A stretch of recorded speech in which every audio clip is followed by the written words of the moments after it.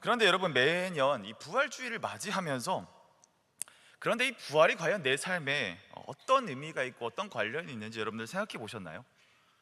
제가 그 중고등부 때까지만 해도 이 부활주일이 딱 되면 너무 그 이야기가 동화 같은 거죠. 나는 지금 살 날이 창창 한참 남았는데, 중고등학교 때 얼마나 살 날이 많았다고 생각했겠어요?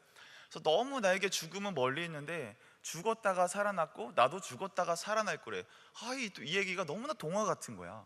그래서 너무 아름답고 재밌고 다이나믹한 이야기, 어떤 뭐 이솝우화 이런 거 정도로 제가 그렇게 기억했던 기억들이 아직도 제 안에 있습니다. 굉장히 먼 일이죠. 여러분들 죽음을 생각하시나요? 솔직히. 그래서 아직 앞날이 창창하고 할 것도 많은, 가능성이 많은 우리 야베스는 더욱이 내가 죽을 수 있을까? 내가 죽음의 문제에 대해서 심각하게 생각해 볼 겨를이 그렇게 많지 않거든요. 그러다 보면 이 부활주의를 맞이하는 우리들에게 있어서 어떤 고민이 드냐? 그래서 부활이 나에게 무슨 의미인데? 죽는 건 죽는 거고 사는 건 사는 건데 그건 먼 훗날의 얘기겠지. 지금 나의 이 얘기에서 이 부활이 과연 어떤 의미일까? 솔직히 이런 생각들을 여러분들 다 한 번쯤은 해보셨을 겁니다. 사랑하는 여러분, 이 부활은요, 이 죽은 것과 같은 우리들의 일상에서도 반드시 이 생명과 소명을 주는 우리의 신앙에 굉장히 중요한 일이거든요. 그런데 우리가 이 부활에 대해서 솔직히 생각해 보면, 그래서 이 부활이 우리의 실제 삶에 어떠한 유익이 되는가? 내 삶의 부활 때문에 어떤 부분이 회복되고 어떤 부분이 기쁠 수 있는가? 내 삶은 여전히 지옥 같은데, 내 삶은 여전히 무미건조한데, 내 삶은 여전히 미래 일들과 이 고민거리로 이 잔뜩 이 걱정이 쌓여져 버무려져 있는데, 과연 이런 내 상황에서 이 부활을 말하는 것은 사치가 아닌가? 내가 아직 죽어보지도 않았는데 어떻게 이 부활에 대해서 내가 이야기를 할 수 있을까? 그런 생각 해보셨죠, 여러분?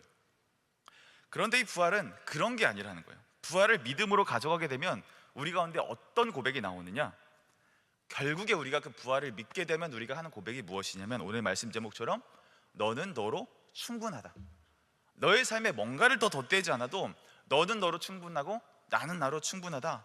부활을 믿는 사람이라면 나는 나로 충분하다. 그 고백이 자연스럽게 가능해진다는 거예요. 아니, 목사님, 그러면 그런 말도 어떻게 쉽게 할 수 있겠습니까? 목사님 뭐 가정도 있고 뭐 이렇게 목사라는 직업도 있고 다 정해진 게 있어서 그래 여유 있어서 하는 말 아니에요? 여전히 제 삶은 지옥 같다니까요. 여전히 내 삶에는 기대되지 않는 것들이 너무나 많아요. 미래 일들, 고민과 걱정에 대해서 저는 아직도 당장에 해결해야 될 문제들이 너무나 많다니까요. 여기서 무슨 지금 나로 충분하다 뭐 이런 이 낭만적인 고백들, 이거 너무 얼토당토하는 거 아닙니까? 이런 생각하시는 분도 계실 거예요. 그래서 예수님이 살아나신 것과 이 내가 부활한다는 것이, 그래서 오늘 내 삶에 어떤 위로와 어떠한 힘을 내게 줄 수 있느냐, 그 문제에 대해서 우리 함께 묵상해 보자고요. 자, 오늘 본문에서도 이 질문에 대해서 이 답이 되지 않은 한 사람이 등장합니다. 오늘 함께 읽은 말씀 초장에 어떤 소리가 들리죠? 여러분, 어떤 소리가 들리세요? 우리 11절 딱 보시면 어떤 소리가 들리십니까? 한 여인이 어디에 있어요? 빈 무덤 앞에서, 이미지를 떠올려 보세요. 큰 돌, 석회암 동굴이 막 있는데 이 문이 열려져 있고 한 여인이 혼자 흐느껴 울고 있습니다. 웃지 않았어요. 울고 있습니다. 11절을 자세히 보시면 굉장히 묘세가 생생해요. 무덤 밖에서 서서 울고 있더니 울면서 구부려서 무덤 안을 이렇게 쓱 보았더라. 느껴지세요? 다가갔는데 무덤이 열려 있는 거야. 그리고 저 멀리 보이는 그 세마포, 이 사람은 없고 시체를 쌌던 세마포만 멀리 보이는 거지. 그러고 무덤 앞에 딱 가서 섰는데 내가 거기 들어갈 용기가 없는 거야. 그래서 막 한참 울고 있다가 용기 내서 울면서 구부려 무덤 안을 쓱 본 사람이 바로 오늘 누굽니까? 막달라 마리아라는 사람이거든요. 여러분, 이 막달라 마리아는 어떤 사람이냐면 여러분들 이 누가복음 8장 1절 2절에 나오는 이 한 여인이 나와요. 그 사람이 막달라 마리아인데, 그 사람은 7 귀신이 쓰인 사람입니다. 여러분, 성경에서 7은 완전한 숫자잖아요. 그러니까 7명 7마리의 귀신이 들었다가 아니라 이 사람의 인생은 이런 악령의, 악귀의 이 수많은 자신을 괴롭히는 여러 어려움들에 완전히 사로잡힌 사람이었거든요. 더 이상 정상의 삶이 불가능한 사람이었습니다. 자신의 삶에 어떤 소망이 하나도 없는 사람이었어요. 그런데 그 사람을 누가 만나주시죠? 우리 예수님이 만나주시고 예수님께서 말씀하셔서 그 귀신을 쫓아내어 주십니다. 그래서 죽은 것과 같은 이 죽는 것보다 더한 삶을 살았던 이 막달라 마리아에게 예수님 오셔서 그의 삶을 비정상에서 완전한 정상으로 회복시켜 주셨죠. 이 여인은 원래 비정상적인 삶을 살고 있었거든요. 전혀 소망 없는 상태, 전혀 내일이 없는 그런 상태로 살아가고 있었습니다. 그런 그에게 예수님 오셔서 희망을 주시죠. 소망을 주시죠. 살아갈 수 있는 그 비결을 부어주십니다. 그때부터 그 여인에게 예수님이라는 존재는 어떤 존재로 다가오게 될까요? 여러분들이 그런 여인이라고 생각해 보세요. 내가 당장 내일의 삶에서 정상적인 삶을 살 수 없는데 오셔서 한순간에 고쳐주셨다. 내가 걷지 못했는데 오셔서 나를 걷게 해주셨다. 이것만으로도 굉장한데 7명에 사로잡혔던 사람이 완전한 자유함을 얻게 된 겁니다. 저는 이분을 평생 은인으로 모실 것 같아요. 그런데 오늘 말씀에서 내 삶을 건져주셨고 내 삶을 완전하게 새로운 삶으로 바꿔주셨던 그분이 어떻게 돼 있죠? 죽으셨죠. 죽으셨고 그 시체를 내가 찾으러 가서 예우를 다하러 갔는데 이제는 시체마저 없는 거예요. 내 평생의 은인이었던 그 예수 그리스도, 그분 한 분 바라봐서 내가 그 자리까지 용기 내서 갔는데 죽은 것도 서러운데 이제는 시체 자체도 찾을 수 없는 이런 너무나 절망적인 상황에 오늘 마리아가 놓여 있다고요. 그러니까 마리아는 지금 삶에 내가 의존하던 나의 전부라고 생각했던 모든 것들, 내 삶에 반드시 붙들어야 내 삶이 가능하다고 했던 것들, 내 삶을 가능케 해줬던 그 중요한 예수님, 내 중요한 삶의 가장 깊은 부분, 그 부분에 대한 상실을 이 마리아는 지금 경험하고 있는 겁니다. 여러분, 이걸 우리의 삶으로 한번 좀 바꿔서 얘기해 볼까요? 여러분들의 삶이 이 정상적으로 돌아갈 수 있도록 해주는 것들, 여러분들 무엇이라고 여기고 살아갑니까? 여러분들 지금에서의 삶에 만족하십니까? 내 삶에 뭐가 더 필요하지 않으세요? 그래서 내 미래, 내 앞날을 더 정상적인 삶으로, 우리나라 사람들이 좋아하는 그 평균에 가까운 삶을 살기 위해 우리는 무엇에 힘쓰고 무엇에 전부를 담그며 살아가고 있죠? 여러분들의 학점입니까? 우리 성적입니까? 내 어떤 학교입니까? 경력, 직장, 돈, 관계 다 좋습니다. 삶을 우리가 살아가기 위해서 학점 관리 굉장히 중요하죠. 여러분, 성적 중요합니다. 그리고 내가 어떤 학교를 다니고 있는지, 내가 앞으로 그 좋은 학교를 잘 가게 되면 좋은 경력과 커리어로 연결될 확률이 높아지기 때문에 우리는 좋은 학교를 가고 싶어 하죠. 그를 통해서 좋은 직업을 찾고 좋은 회사를 찾아서 내가 더 보장되는 삶을 살기 위해서, 돈을 또 많이 벌기 위해서 우리는 다양한 것들을 고민하며 살아갑니다. 이것이 우리의 삶을 정상적으로 운행하기 위해 필요한 것들, 우리의 삶에 가지고 살아가는 경우들이 많아요. 또한 내 삶을 정상적으로 세워가기 위해 필요한 관계들도 있죠. 내가 안정감과 사랑을 누릴 수 있는 우리의 사랑하는 가족들, 또 내 사랑하는 남자친구, 또 여자친구가 있고 싶죠. 내 마음을 나눌 수 있는 정말 짱친들, 그 마음을 나눌 찐친들 있잖아요. 그런 사람들은 필요할 때가 있잖아요. 그리고 그렇게 내 삶을 이뤄갈 때 수많은 관계망들이 필요합니다. 혼자 살아갈 수 없어요. 그래서 수많은 관계망들을 내 삶을 정상적으로 이끌어가는 그런 나의 도구로 삼고 싶어하는 마음들이 많다는 거예요. 그런데 오늘 마리아는 이 자신의 삶을 그렇게 온전하게 해주었던, 내게 좋은 것들을 주었던, 내가 온전하게 살아갈 수 있도록 도왔던 그 예수 그리스도, 그분이 완전히 상실되어진 상태가 바로 이 막달라 마리아의 상태라는 겁니다. 예수님이 죽으셨죠? 오늘 마리아가 11절에서 뭘 하고 있어요? 울음을 터뜨리고 있죠. 여러분들, 우리의 삶을 지탱하던 어떤 우리의 학업들, 학점들, 학교, 돈과 여러 관계들, 가정, 진로, 모든 것들에 우리들의 상실이 오면, 여러분, 우리라도 그 무덤 앞에서 눈물을 흘리는 마리아처럼 우리는 그런 상황 속에서 눈물을 흘릴 수밖에 없는 상황이 되는 거죠. 근데 여러분, 더 안타까운 사실은 이러한 상실들은 누구에게나 다 찾아오거든요. 우리에게도 이 마리아와 같은 일들이 언젠가는 반드시 찾아오거든요. 여러분, 우리가 겪게 될 가장 큰 죽음은 무엇입니까? 가장 큰 우리가 겪게 될 상실은 죽음이죠. 그런데 죽음은 아직 우리들의 이야기가 아닌 것 같잖아요. 그런데 우리들의 일상에서도 이 상실을 계속해서 우리는 마주할 수 있습니다. 여러분, 내 삶을 정상적으로 이끌어갈 성적을 성실하게 열심히 공부하죠. 열심히 공부하지만 내가 열심히 공부하는데 내 앞엔 누가 있어요? 나보다 평점이 더 높은 학우들이 항상 있습니다. 꽈탑이 내 앞을 항상 지키고 있습니다. 내가 공부를 열심히 잘해서 내 삶의 학업으로 뭔가를 좀 채워보려고 했는데 거기서 또 상실이 오죠. 그렇게 해서 여러분들이 꽈탑이 됐다고 생각해 봅시다. 그럼 그때 또 뭐가 보여요? 다른 좋은 과, 다른 좋은 학교가 보이는 겁니다. 그래서 편입을 준비합니다. 그래서 너무나 나이스하게 운 좋게 서울대를 편입했어. 편입하고 서울대를 가서 지내보는데 이제는 뭐가 보이죠? 나는 여기가 완성이라고 생각했는데 더 유명한 외국계 대학들이 내 눈에 들어오게 되는 거죠. 학력을 얻으려고 했는데 거기서 오히려 상실이 오는 겁니다. 그래서 여러분들 좋은 대학 가고 좋은 학과 가서 그렇게 전과 잘해서 좋은 대기업에 갔다고 생각해 봅시다. 그런데 거기서 또 어떤 상실이 와요? 친구한테 연락이 옵니다. 고등학교 때는 나보다 공부도 못하고 굉장히 여드름도 많고 인기도 없었는데, 나보다 실력도 형편이 없었는데 어느 날 가가지고 이렇게 사업을 하더니 나보다 더 돈을 많이 버는 자영업자가 돼 있어. 돈을 더 잘 버는 사장님이 돼서 사업가가 돼서 내 앞에 딱 나타난 거야. 굉장히 현타가 오겠죠. 내가의 직장을, 내가 생각했던 이 꿈의 기업들을 내가 생각하고 거기에 입사했는데 거기서 또 상실을 느끼게 되는 거예요. 여러분, 우리 관계 문제에서는 또 어떻습니까? 사랑하는 남자친구, 여자친구, 여러분들 영원하실 것 같습니까? 네, 언젠간 이별이 있어요. 거기서 큰 상실이 오겠죠. 그런데 설령 아주 오래 잘 만나서 결혼을 했다고 칩시다. 그런데 여러분, 결혼하면 그 연애 때의 풋풋함과 그 가슴 뛰는 것들 이어질 것 같지? 그렇지 않아, 얘들아. 그렇지 않아. 오히려 그럼 더 이상한 거야. 그러니까 이 결혼과 동시에 뭐가 또 상실이 돼요? 남자친구와 여자친구 서로 연애하고 풋풋할 때 느꼈던 그 꽁냥꽁냥한 로맨스와 또 그런 달달한 것들이 거기서 끝이 나고 종결이 된다는 겁니다. 현실 육아로 들어가고 우리가 이제 의기투합해서 하나의 동지애가 생기게 되는 거죠. 결혼을 해도 이 관계가 깨지지 않는데 내 연애라는 카테고리에서 상실이 온다고요. 우리 사랑하는 가족들, 여러분, 우리 삶에 천년만년 함께 있고 싶잖아요. 그런데 결국, 아직 먼 얘기일 수 있겠지만 우리의 부모님들도 나이가 들고 연세가 들면 결국 죽음이라는 것 앞에서 힘없이 상실되어 버리고 말 것입니다. 그러니까 우리가 무엇을 해도 이 우리들의 인생에서는 이 상실밖에 점칠 수밖에 없는 것이 우리의 삶이라는 거예요.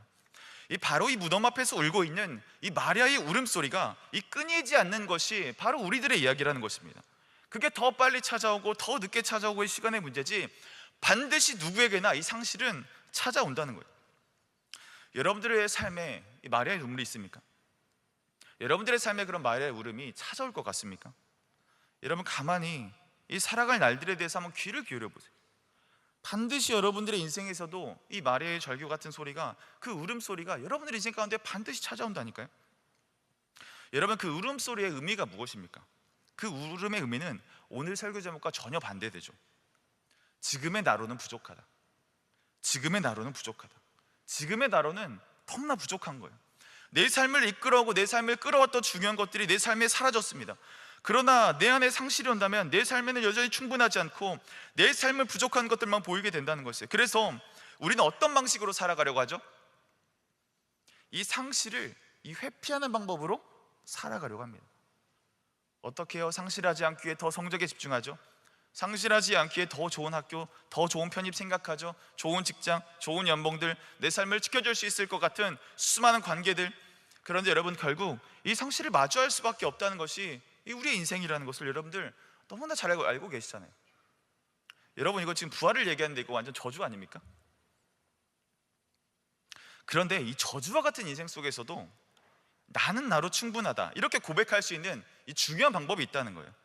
그게 바로 이 부활을 믿는 것입니다. 그게 바로 이 부활을 믿을 때 나는 나로 충분하다, 그 고백을 우리가 이 자리에서 할 수 있다고요. 자, 봅시다. 여러분, 이 부활이란 말 안에는 어떤 말이 포함되어 있냐면, 이 부활이란 말이 성립이 되려면 반드시 포함되어 있는, 이 선행되어 있는 전제 조건이 있어요. 살아나려면 어떻게 해야 돼요? 죽어야죠. 죽어야 부활이 있는 거잖아요. 그러니까 성경에서 부활을 얘기하는데 반드시 함께 쌍으로 따라오는 게 뭐다? 죽음이라는 거예요. 맞아요. 놀랍게도 성경은 이 죽음에 대해서 굉장히 긍정합니다. 그리고 인정합니다. 우리 고린도전서 15장 42절 43절 말씀을 보시면요, 이 사도 바울이 부활에 대해서 막 설명을 하거든요. 조근조근 막 설명을 하고 이야기를 하는데 거기서 뭔가를 심는다 뭐 이런 얘기를 합니다. 한번 띄워주셔서 여러분들 눈으로 보시면 알겠지만 우리 한번 같이 읽어볼까요? 시작. 죽은 자의 부활도 그와 같으니 썩을 것으로 심고 썩지 아니할 것으로 다시 살아나며. 43절 듣겠습니다. 시작.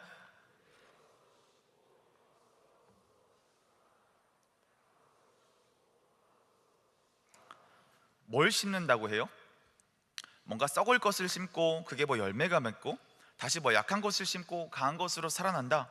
뭔가를 심어야 부활이 나타난다. 뭔가를 심어야 열매가 나타난다. 그래서 그 말씀을 해석해 보면 결국 내가 심는 것은 죽어지는 것, 썩어지는 것, 사라지는 것, 그것들을 심을 때 내가 죽어지는 그 자리가 있을 때 비로소 거기서 부활이 튀어나올 수 있다는 겁니다. 그러니까 죽음이 있어야 반드시 부활이 있고, 죽음이 있어야 부활이 있다라는 것에 대해서 이 사도 바울은 강조하는 거죠. 그러니까 죽음을 인정해. 야, 너네 다 죽어. 죽음에 대해서 너희가 상실하지 않기 위해서 버티는 게 아니라 너희들 빨리 죽음을 인정해야 돼. 그래야 그 다음 부활이 가능하다는 것입니다. 그런데 우리의 문제는 뭐죠? 죽음을 인정하려고 하지 않죠. 아까 말했던 것처럼 부활을 모르는 삶의 방식은 무엇이냐? 이 상실을 이 회피하는 방식으로 살아간다는 거예요. 나 죽기 싫어. 내 삶 망치고 싶지 않아. 그래서 나 너 노력하고 더 힘줘서 살아갈 거야. 그런데 반드시 우리는 이 죽음을 인정해야, 이 죽음을 경험해야 다시 살아나는 부활이 나의 것이 될 수 있다고 성경은 이야기하고 있는 것이죠. 여러분, 죽음을 인정하고 경험하고 통과해야 이 부활을 볼 수 있다는 증거는 우리의 삶에 참 많이 드러나 있습니다.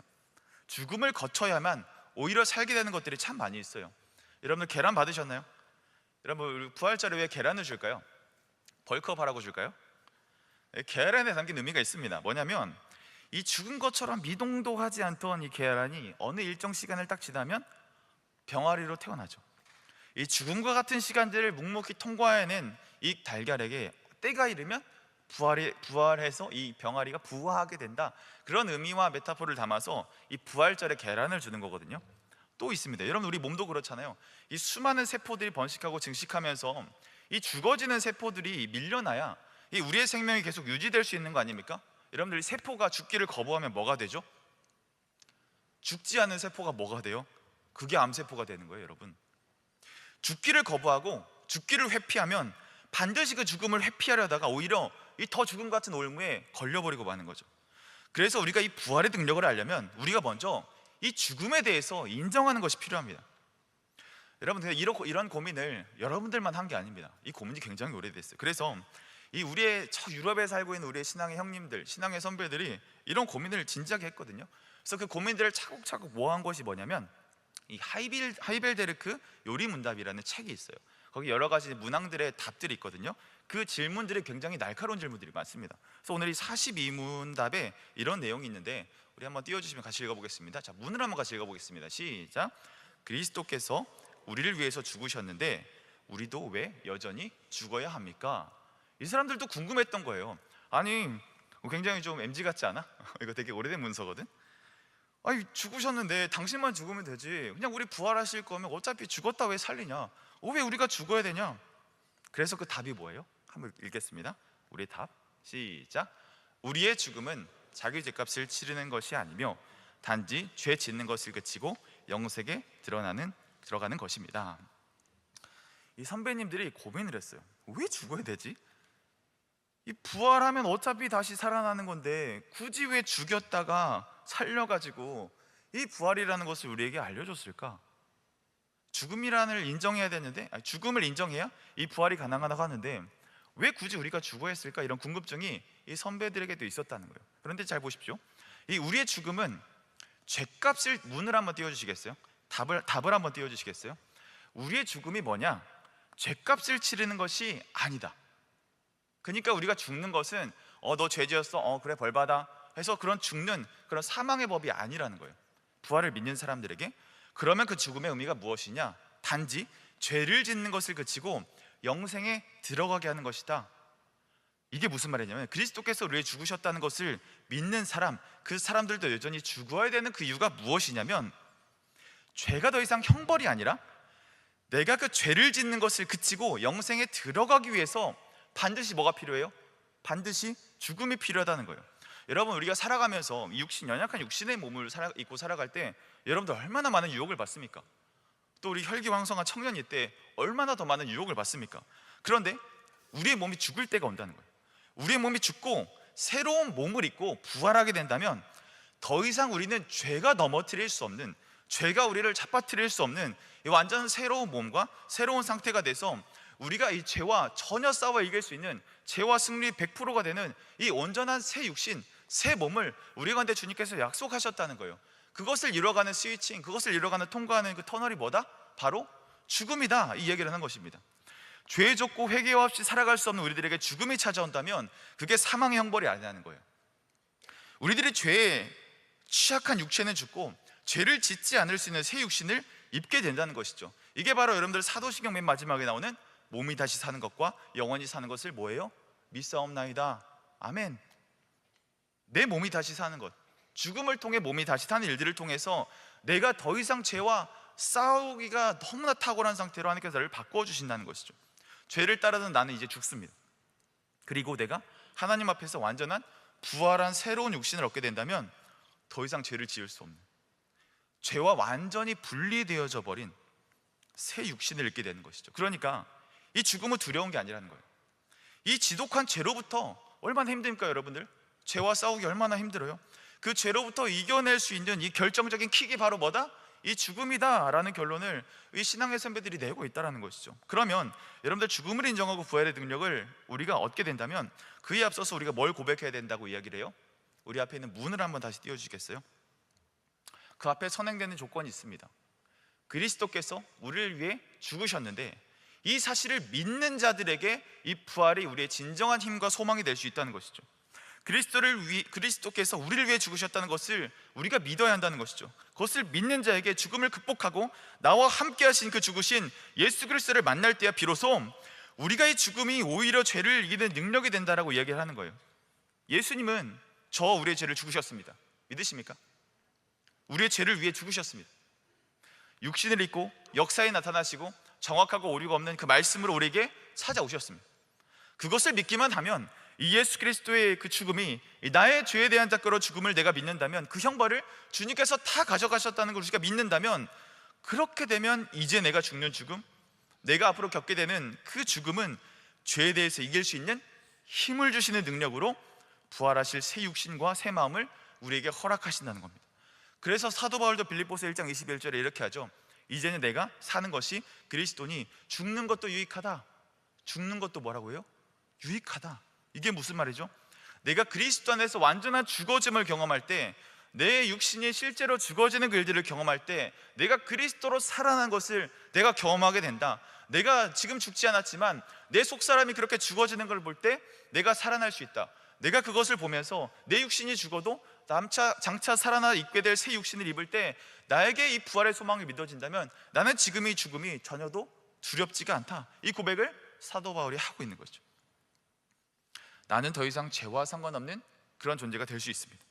나는 그것을 믿습니다. 나는 지금 그것을 누리고 있습니다. 누리고 살아가겠습니다. 그게 바로 이 빌립보서 1장 21절의 사도 바울의 고백인 것이죠. 여러분, 이 고백이 저와 여러분들의 고백이 되기를 소망합니다. 이 고백이 여러분들을 살릴 수 있는 중요한 삶의 신앙의 비결이 되기를 축복합니다. 여러분, 그럼 그것을 내 삶으로 가져오는 방법이 무엇이죠? 바로 부활을 믿을 때, 그 부활의 권세를 우리가 믿을 때 그 권세가 동일하게 나에게 찾아온다는 거예요. 그래서 여러분, 이 부활은 우리가 죽어서 얻을 수 있는 그런 능력이 아닙니다. 그리스도께서 나의 죄를 사하셨다는 사실을 믿음으로 고백하게 되면 내가 죽는 게 형벌이 아니라 내가 죽음으로 연약한 것들이 사라지고 새로운 것이 나타난다. 기회이자 완성이자 회복이 된다는 거죠. 그런데 여러분, 오늘 말씀 보십시오. 마리아는 어떤 모습으로 예수님을 맞이하고 있습니까? 우리 14, 15, 16절 우리 같이 한번 읽어보도록 하겠습니다. 14절부터 시작. 이 말을 하고 뒤로 돌이켜 예수께서 서 계신 것을 보았으나 예수이신 줄은 알지 못하더라. 예수께서 이르시되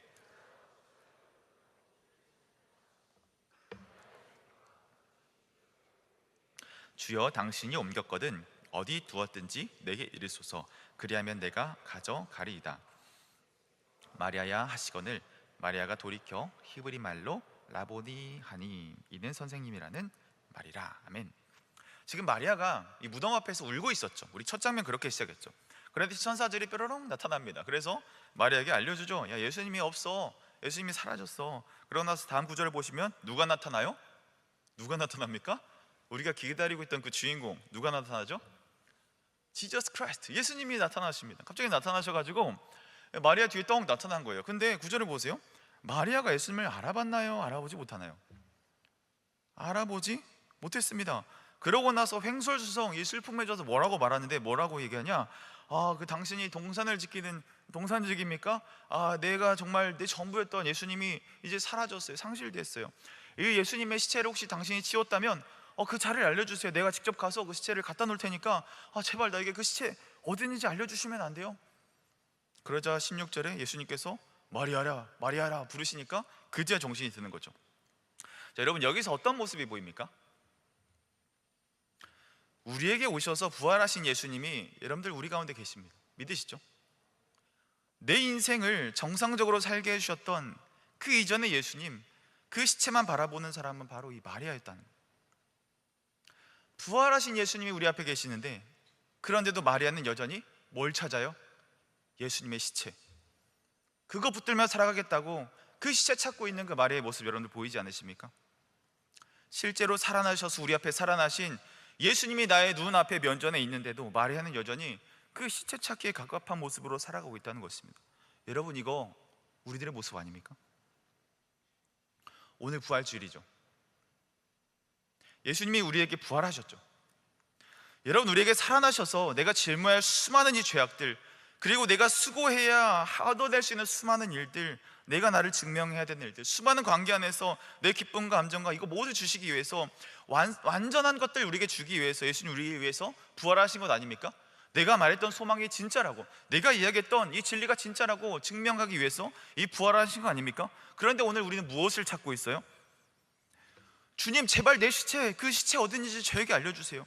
내가 내 전부라 생각했던 그 시체, 주님 다시 찾아주세요. 나 그거 없으면 안 됩니다. 내 성적, 내 편입, 내 직장, 내 사랑하는 사람들, 남자친구, 여자친구, 이거 다시 제발 찾아주세요. 그거 찾고 다니는 우리에게 예수님 나타나셔서 16절 말씀처럼 뭐라고 부르세요? 마리아야, 영광아, 여러분들의 이름을 주님 부르고 계시는 겁니다. 그러고 말씀하시죠. 야 마리아야, 나 지금 살아났어. 내가 지금 살아나서 이제는 더 이상 네가 그 의존했던 상실의 문제로 아파하던 것들, 이제 내가 그 이상의 것들을 내가 보여줄게. 네가 그동안 의존하던 나는 죽었어. 이제 나는 새로운 존재가 되었어. 이제 내가 나타났으니 너 예전에 찾던 것 그거 아니야. 부활한 나 믿을 때, 부활한 나 바라볼 때, 너의 상실이 많았던 인생에서 새롭게 살아나는 그 일들 너에게 내가 보여주러 내가 이전에 나타났어.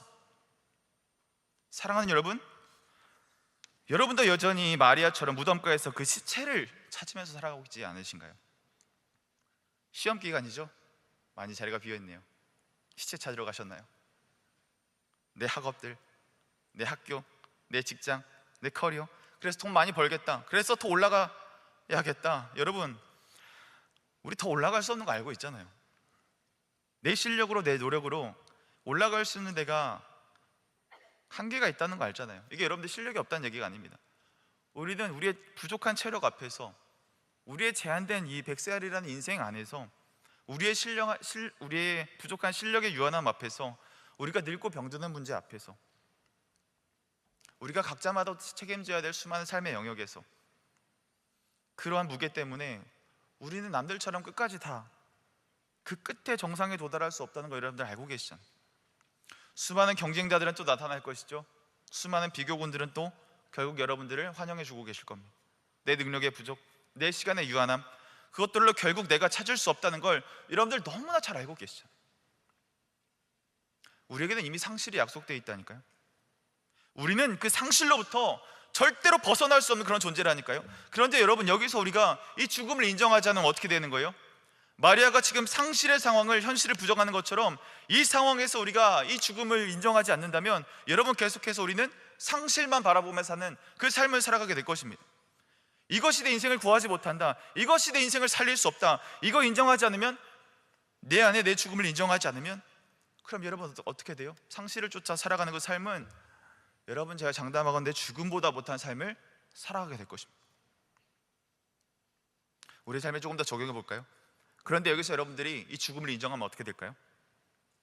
이 학업, 이 학교가, 이 직장이 나의 삶을 인정해 줄 수 없구나, 이게 내 삶을 보장해 줄 수 없구나, 이것이 내 삶에 어떤 조금의 보탬이 될 수 있지만, 이것이 조금 더 금전적인 여유를 내게 가져올 수 있지만, 그럼에도 계속해서 그것을 상실하고 바라보고 있는 그 삶이라고 한다면 소망이 없는 거죠. 그런데 여기서 여러분들, 내 이런 학업진로, 내 자격들, 죽음을 인정하시면 여러분들 거기서 무엇이 시작되나요? 그것을 하나님께 온전히 맡기면 무엇이 시작돼요? 주님, 내 상실을 가져가 주십시오. 주님, 내가 이룰 수 없는 상실을 다 가져가 주십시오. 내가 붙들던 일들에 대해서 내가 죽음을 선포하고, 주님, 내 상실을 다 가져가 주십시오. 내 죽음을 선포합니다. 그렇게 고백하면 주님, 우리에게 어떤 은혜를 주십니까? 내가 너를 먼저 의롭다 해줄게.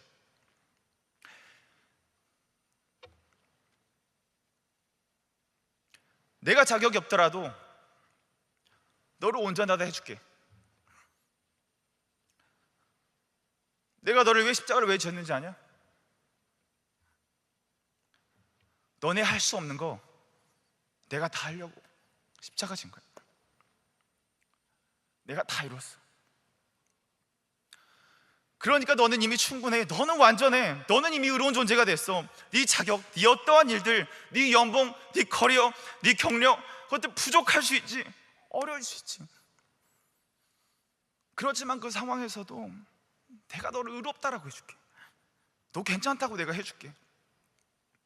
나 이 세상을 지은 창조주야. 나 이 온 우주를 지은 하나님이야. 내가 너 괜찮다고 해주면 되는 거 아니야?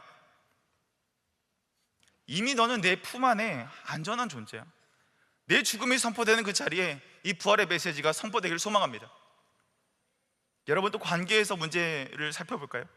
내 사랑하는 사람, 가족, 인연, 연인들, 이 관계 잘 안 되면 힘들 것 같죠? 오해가 생기죠. 이별이 생기죠. 죽음 앞에서 이 모든 관계는 상실을 마주할 수밖에 없습니다. 제가 하민이가 태어나고 종종 꾸는 꿈이 뭔지 아십니까? 행복한 꿈이 아니에요. 하민이가 사라지는 꿈을 꾸고요, 죽는 꿈을 꿉니다. 얼마 전 아내랑 이게 카톡을 하다가 제가 그런 얘기를 했어요. 최근에 아내에게 이런 카톡을 했는데 여보가 죽는 꿈을 꿨습니다. 그래서 여보가 죽는 꿈을 꿔서, 그래서 내가 하민이를 키우려고 내가 어떻게 되나 막 고민하던, 막 서류 떼던 막 그런 꿈을 내가 꿨어. 뭐예요, 여러분들? 너무 사랑하면 상실이 두려운 거죠. 너무 사랑하고 이 관계가 전부다, 내가 버릴 수 없다, 내 목숨보다 귀하다. 귀할수록 여러분들 상실이 두려운 건 우리 인간에게 놓여진 숙명과 같은 일입니다. 그런데 우리가 여기서 상실이 있다, 죽음이 있다, 여러분들 이걸 인정하지 않게 되면요, 우리는 계속해서 이 관계를 이어가기 위해 새로운 관계들을 찾고요, 수많은 감정들을 쏟고요, 수많은 돈을 쓰고요, 선물을 갖다 바쳐도, 그런데 결국 상실은 찾아오겠죠. 그 관계가 영원히 유지된다 할지라도 결국 건강과 수명이란 문제 앞에서 우리는 영원한 이별을 경험할 수밖에 없겠죠. 그런데 여기서 우리가 이 관계의 상실을 인정하게 되면요, 주님이 이 관계의 상실에 있음을 내가 압니다. 주님, 이 상실을 다 가져가 주십시오. 내 마음속에 사람으로 채울 수 없는 이 관계 아픔들 주님 있습니다. 이 상식들 내가 인정하고 여기에 묻겠습니다. 그 상실 내가 여기서 죽음을 선포하겠습니다. 그럼 주님 무엇을 주십니까? 우리를 사람이 줄 수 없는 그 영원한 사귐으로 주님 초대하시는 거예요. 사랑을 만드신 그분의 진짜 사랑을 부어주시는 겁니다.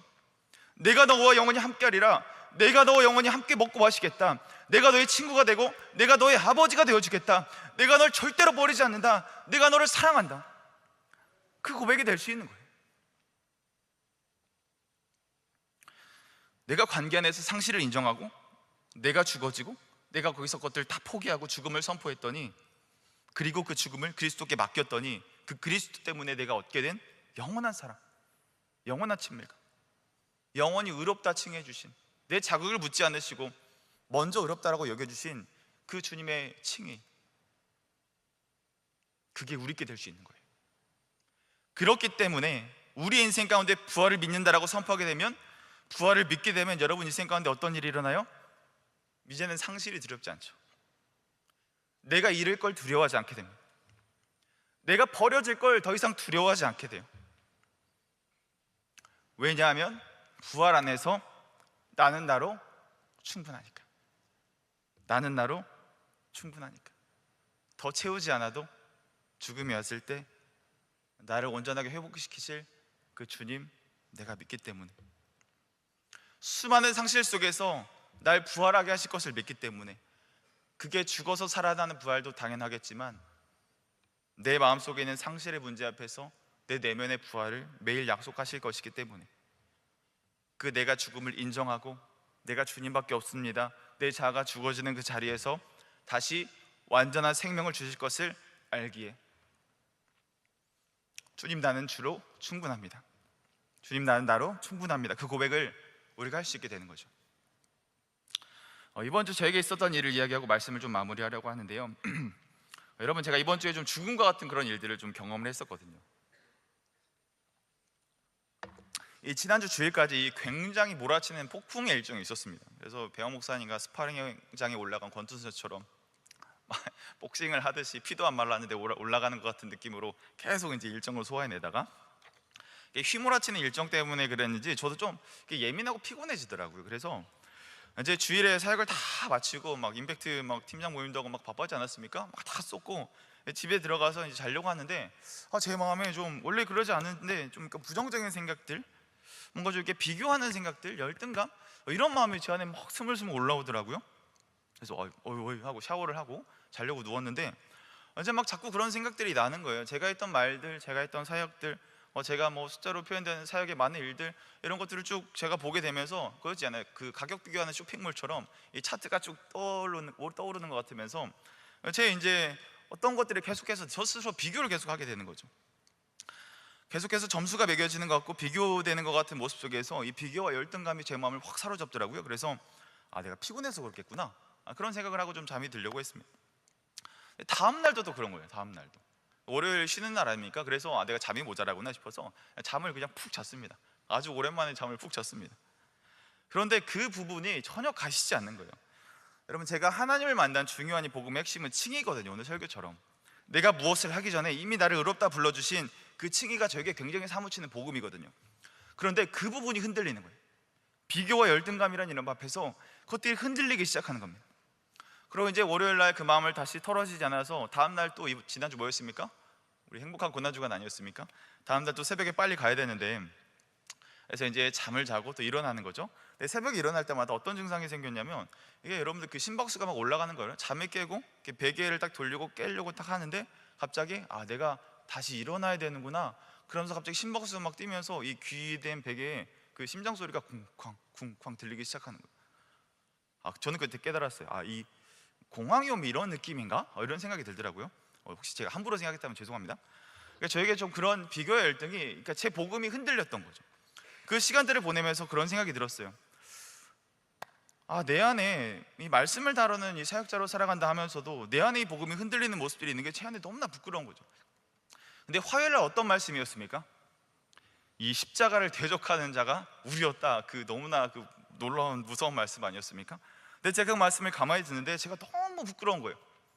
그 비교의 늪에 빠져서 자신을 정죄하던 모습들, 그렇게밖에 나를 보지 못했던 모습들, 이거 다 내가 주인 되려고 이 마음에 들지 않는 이 높은 기준들 내가 다 만들어가지고 내가 정말 십자가만 있으면 됩니다, 그 고백 사라지고 내가 정말 십자가 정면 앞에서 십자가 앞에 돌팔매질하고 있던 그 대적하는 괴수가 그게 나였구나, 이 생각이 들더라고요. 주님이 나를 위해 모든 험을 다 뒤집어 쓰고 감당해 주셨는데 그 십자가 앞에서 여전히 나는 내 자신의 어떠함을 비교하고 나는 내 자신의 어떠함에 만족하지 못해서 이 내가 뭐라고 나를 아파하고 내가 뭐라고 내가 불안해하고 내가 뭐라고 나를 동정하는 그 모습, 이 모습이야말로 정말 십자가 앞에서 이 정면으로 대적하는 이 죄인 중에 괴수와 같은 모습이구나. 거기서 마음이 확 무너지더라고요. 면목이 없는 거예요. 너무 부끄러운 거예요. 그런데 갑자기 하나님께서 어떤 생각을 주셨냐면 굉장히 좀 생뚱맞은데, 겨울 수련회 제가 한 가지 결단했던 내용들이 떠오르게 하시더라고요. 그게 뭐냐면 여러분들 잘 아실 거예요. 이 말씀이 삶을 관통해야 된다고 하셨잖아요. 기억나시죠? 삶에 말씀이 관통한 것만 제가 전하겠습니다, 제가 기도하면서 그런 결단들을 했던 게 떠오르더라고요. 제가 감히 그런 결단을 했죠. 그러고 나서 제가 삶을 통과한 말씀만 전하려고 애쓰고 있는데 적어도 내가 통과하지 않더라도 스틱이라도 한 거라도 내가 전해야겠다, 그 제가 결단했던 게 떠오르는 거죠. 그러면서 이번 주 주일 부활 설교를 해야 되는데 사실 저는 죽음이 이렇게 와닿지 않더라고요. 저도 젊다면 젊은 나이잖아요. 죽음에 대해서 저는 가늠해 볼 수 없잖아요. 그런데 제가 이 주일 저녁 월화를 지내면서 무엇을 경험했냐면 이 제 복음이 흔들리는 경험, 내가 하나님 만났던 자리가 흔들리는 경험, 이 목회자로서의 정체성, 이 복음 앞에 서 있는 내 모습, 너무 부끄러운 거죠. 그래서 부활절 설교를 어떻게 준비해야 되나 고민하고 있는데 나는 죽어보지도 않는데 죽음에 대해서 어떻게 얘기하나 하는데 그 고민하는 그 자리에 하나님께서 저에게 죽음을 경험하게 하신 거죠. 내 복음이 무너지고 내 십자가 앞에서 죽지 않으면 살아갈 수 없다는 사람이라는 것을 다시 발견하게 하셨죠. 저는 그 자리에서 제 죽음을 인정했습니다. 내가 더 이상 그거로 살아가지 않기로 결단했습니다. 그랬더니 저에게 남는 게 무엇인지 아세요? 수요일부터 마음이 확 풀리기 시작하는, 이 말씀 앞에 정말 정직하게 서 있는 제 모습이 보이더라고요. 나는 할 수 없지만 다시금 십자가 은혜로 내가 다시 살아보겠다고 결단한 그 성도 한 명이 제 안에 딱 남아있더라고요. 이 죽을 것 같았는데 이 심장이 뛰고 아침에 일어나기 싫고 비교 열등감 때문에 내가 이 상실의 문제를 고민하던 내가 거기서 죽음을 선포했더니 다시금 내가 성도로 부름받게 되는 그 일들을 보게 되면서 저는 거기서 죽었던 자리에서 다시 살아나는 경험을 이 고난중간 동안 하게 되었습니다.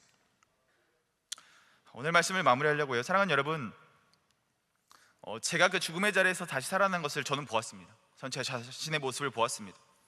인정하기 싫었던 복음에 대적하던 제 모습에 죽음을 선포했습니다. 그러자 하나님이 보여주고자 하시는 네 성도됨에 대해서, 죽었던 자가 어떻게 살리시는지에 대해서 저에게 보여주신 거죠.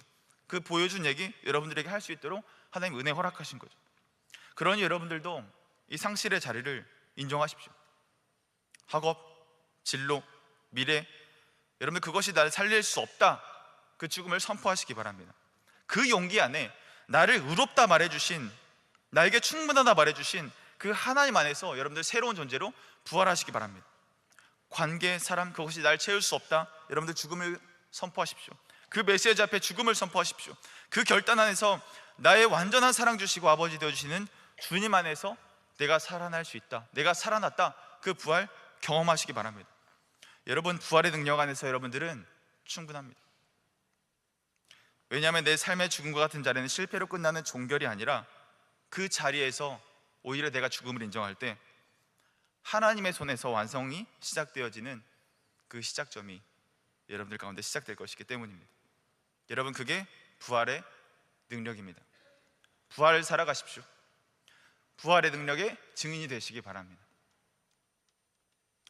우리 이런 결단을 담아서 함께 일어나서 찬양하고 기도할까요?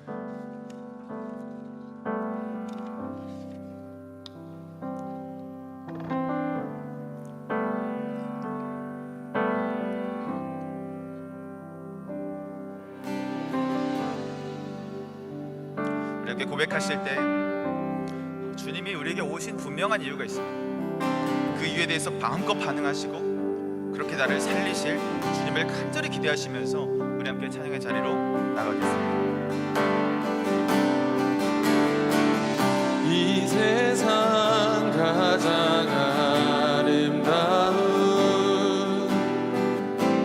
순종의 눈물, 온 세상 다시 빛나게 한 생명의 눈물. 그가 이 땅에 오신 이유, 그가 이 땅에 오신 이유, 죽어야 살게 되고 저야만 승리하는, 저야만 승리하는 놀랍고 영원한 신비, 지으신 그대로 회복시키 우리의 창조주 그리스도, 십자가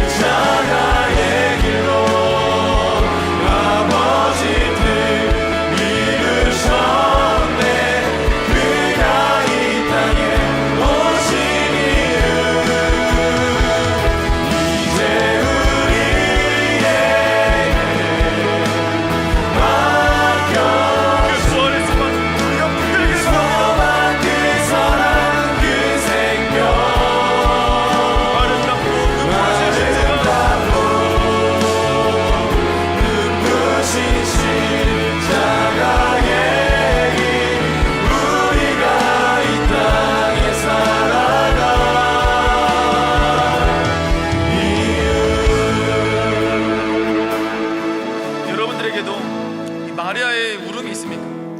상실해서 상실할 것 같아서. 여러분, 독서실에서 길을 걸어가다가 잠들기 전에 여러분들 버스와 지하철에서 상실하고 싶지 않아서 걱정하고 흘리던 눈물과 울음이 있으십니까? 그런데 여러분, 그것들을 어떻게 해보려고 붙잡으면 그 삶은 더 죽음 같잖아요. 비교하고 열등해 보이고 부족해 보여서 그거 더 채우려고 달려들면 여러분, 그게 더 죽음과 같잖아요. 여러분, 부활의 능력을 믿으십니까? 내가 죽어도 살아날 거라는 부활을 믿으십니까? 여러분, 그렇다면 그 상실의 영역에 죽음을 선포하십시오. 내 학점이, 내 편입이, 내 직장이, 내 남자친구, 내 여자친구가, 우리의 가정이 내 전부가 아닙니다. 살려고 붙잡았던 그것들에 죽음을 선포하십시오. 그러면 부활의 주님 오셔서 새롭게 살아난 존재로 부르셔서 너의 노력을 보기 전에 너는 이미 완전하다, 너는 괜찮다, 그래도 된다, 그런 존재로 부활시켜 주실 것입니다. 관계로 허전한 마음에 찾아오셔서 내가 너를 사랑한다, 내가 너의 아버지다, 내가 너를 새로운 존재로 부활시켜 주실 것이다, 그거 우리에게 말씀하시는 것이죠. 사랑하는 여러분이 좀 더 용기 내볼까요? 우리 주님은 나를 사랑하셔서 부활의 감격을 주시려고 자신이 십자가에 달리셨습니다.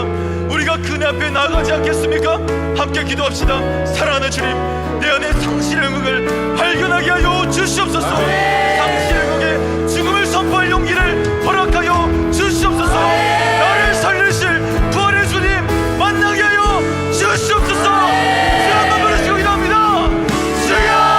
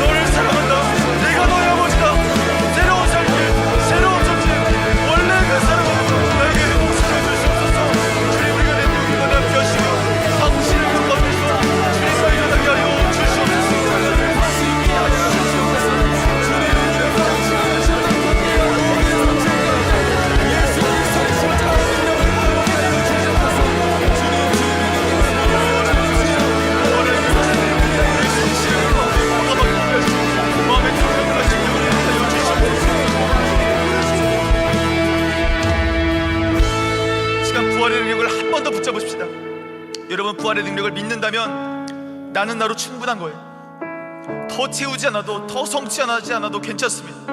왜냐하면 나의 삶의 상실의 자리는 실패로 끝나는 종결이 아니라 하나님의 손에서 완성으로 이어지는 시작이기 때문입니다. 아멘. 여러분, 그것이 곧 부활의 능력입니다. 부활을 믿는 자는 지금의 불안정함 속에서도 하나님 앞에 이미 충분한 존재로 살아갈 수 있게 되는 것입니다. 아멘. 그래서 주님은 나를 통해 이 부활의 능력을 전하라 부르셨음을 우리가 기억하여야 합니다. 내가 죽었던 그 자리에 살아난 부활의 일들을 나를 통해 선포하라 주님 부르셨습니다.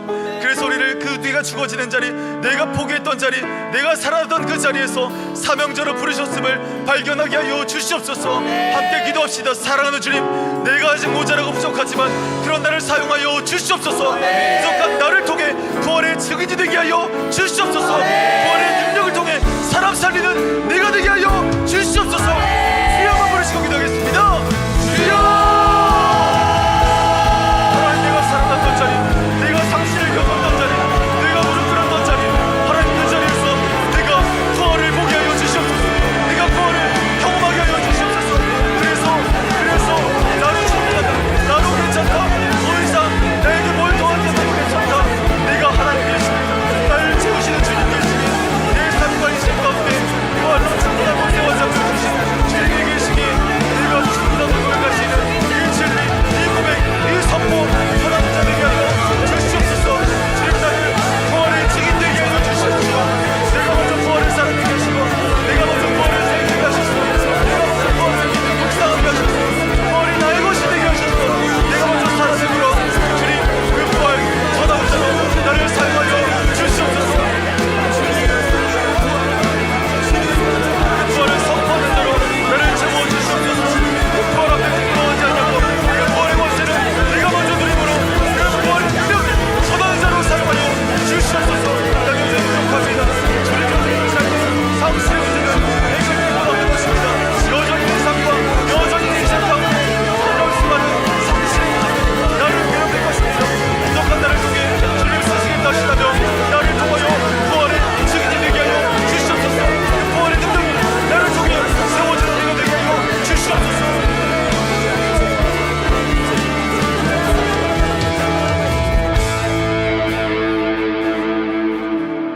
사랑하는 주님, 우리의 삶 가운데 수많은 마리아의 울음이 있었습니다. 상실할까 두려워 매일같이 움켜쥐던 것들, 지키려 애쓰던 자리에서 흘렸던 수많은 눈물들이 있었습니다. 그러나 주님, 그것들을 붙들수록 우리는 더 메말랐고 살아내려 애쓸수록 더 죽은 것 같은 삶에 갇혀 있었음을 고백합니다. 이제 주님 앞에 결단합니다. 내 학점이, 내 직장이, 내 관계가, 나를 잃은 모든 전부가 하나님 그것이 나의 전부가 아니었음을 고백합니다. 생명을 주시는 이는 오직 주님 한 분뿐이심을 고백합니다. 죽음을 이기신 주님 앞에서 상실의 영역에 죽음을 선포합니다. 주님, 내 안의 상실의 실체를 직면하게 하여 주시옵소서. 그것을 포기할 용기, 내려놓을 믿음을 허락하여 주시옵소서. 죽음을 지나 부활로 이끄시는 주님을 경험하게 하여 주시옵소서. 이제 우리는 다시 살아날 것입니다. 비교와 불안, 열등감의 무덤에서 이미 너는 괜찮다, 이미 너는 완전하다 외치시는 주님의 음성으로 부활하는 모든 야베스 되게 하여 주시옵소서. 사랑으로 채워주시옵소서. 아버지 되시는 그 주님의 사랑 안에서 사랑의 원형이신 주님의 사랑으로 충분하다고 고백할 수 있는 변화된 존재 되게 하여 주시옵소서. 부활된 존재 되게 하여 주시옵소서. 주님, 우리가 부활의 능력을 믿는다면 더 이상 우리가 증명하지 않아도 될 줄 믿습니다. 내가 불완전해도 주님이, 내가 주님 손 안에 있기에 내가 어느 곳에 있든지 그 자리가 사명의 자리로 바뀔 줄 믿습니다. 나의 부족함 가운데 주님의 뜻을 이루어 주시옵소서. 내가 죽었던 자리를 통해 부활의 복음이 전해지게 하여 주시옵소서. 사람 살리는 부활의 증인으로 오늘 살아가게 하여 주시옵소서. 내일도 살아가게 하시고 영원히 그렇게 살아갈 수 있도록 우리와 함께 하여 주시옵소서.